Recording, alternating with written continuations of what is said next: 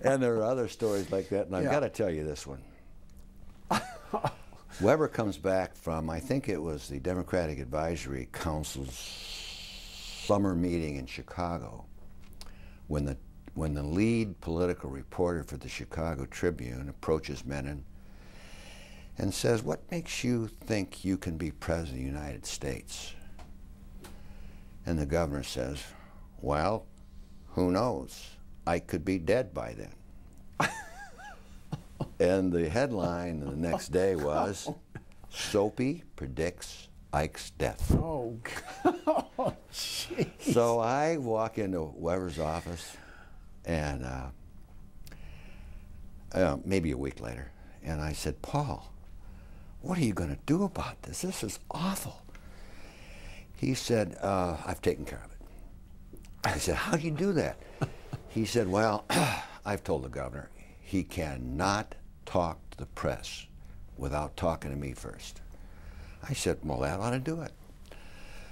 So Billy Farnham and I are Now, appointed. Billy Farnham was Secretary of, well, he was Secretary of the Party, Democratic Party, or Chairman of the Democratic Party. Executive Director, I think, would be his title. And we are appointed co-chair of the reception committee for Harry S. Truman's visit to Mackinac Island in August of 1955.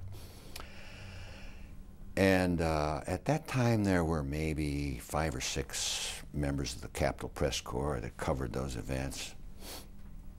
And one morning, Francis X. Martel, the leader of the AFL-CIO, dropped dead on the streets of downtown Mackinac Island. Oh, wow. And so they assemble on the front porch of the governor's residence, and the governor remembers his promise to Paul. So he's not going to say he's sorry that Francis X. Martel is dead until he has talked to Paul Weber. So I am charged with the responsibility of locating Paul Weber. So I run off to the surgeon's quarters where I think he's staying, and just as I get about halfway, Weber comes up smoking a cigar. He's informed.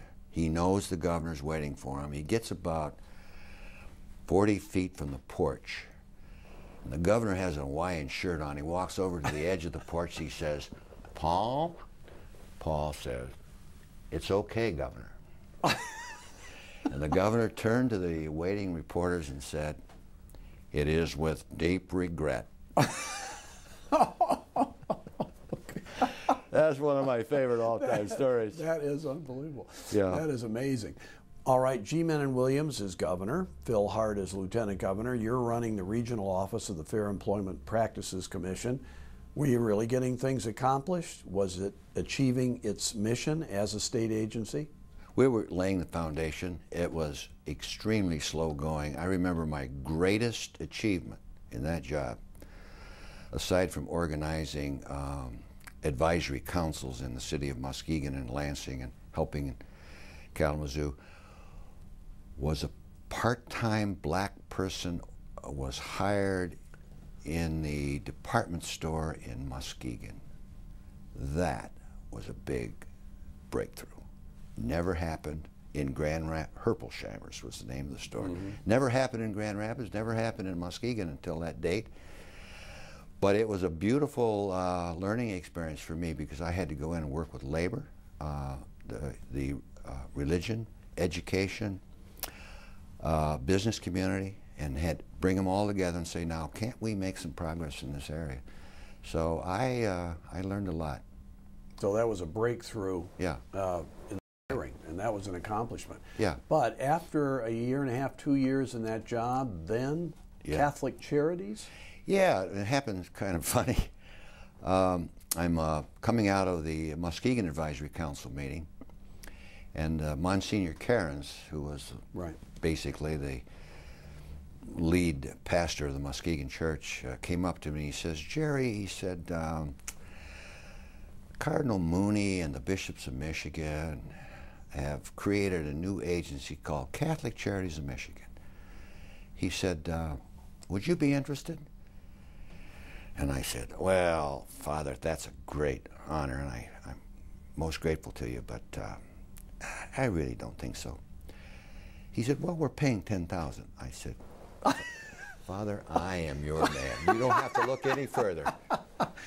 That was a lot of money in those days. Oh, it was. $10,000 a year Right. in 1958 was a lot of money. And my family was, I think I had maybe 5 children by then, so I needed it. Right.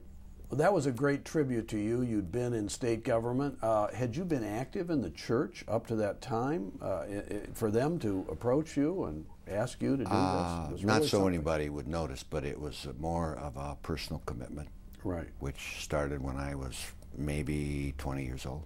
Okay, so Catholic Charities is kind of a new concept. It's a new It was. creation, right? And Yeah. you were the guy who had to kind of make it all work. So how did you undertake to do that? Well, the individual diocese, which is a collection of geographical counties from 3 or 5 in the archdiocese to 15 or 20 outstate,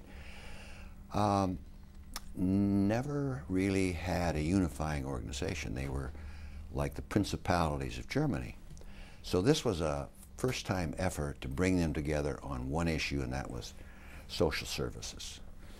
And so there were 60-some agencies involved, from Catholic Social Services to Homes for the Aging. And so I'd travel the state and try to figure out ways that we could all work together to increase their services and their efficiencies. And along the way, somebody would say, we need a council on the aging in the state of Michigan.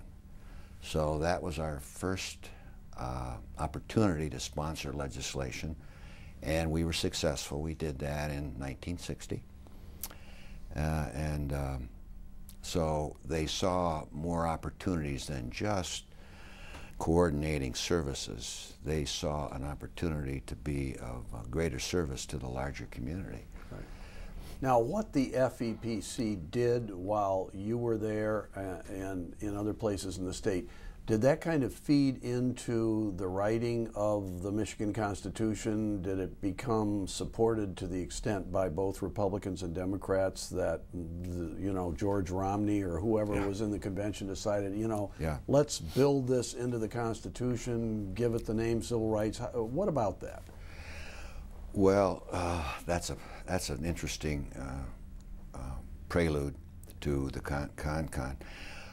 Harold McKinney, who happened to be the executive director of the Michigan Council of Churches, and I were friendly, and he was extremely active and close to George Romney. And George Romney formed in 1960, I believe, an organization called Citizens for Michigan, right, which was also a prelude to the Constitutional Convention. And they asked me to join it, and I did, and traveled a couple times to several meetings around the state, and liked his kind of bipartisan approach to improving Michigan government. So when I was asked in 1961, I think it was Monsignor Malloy came to my home in East Lansing. He was the Chancellor of Detroit, which is a kind of a legal office within the church, and said, there's going to be a constitutional convention, and we think that you should consider covering it, keeping your job with Catholic Charities, because we're fearful that the MEA is going to put restrictive language in the taxation section or in any of the other sections that could lead to a prohibition against any future aid to non-public schools.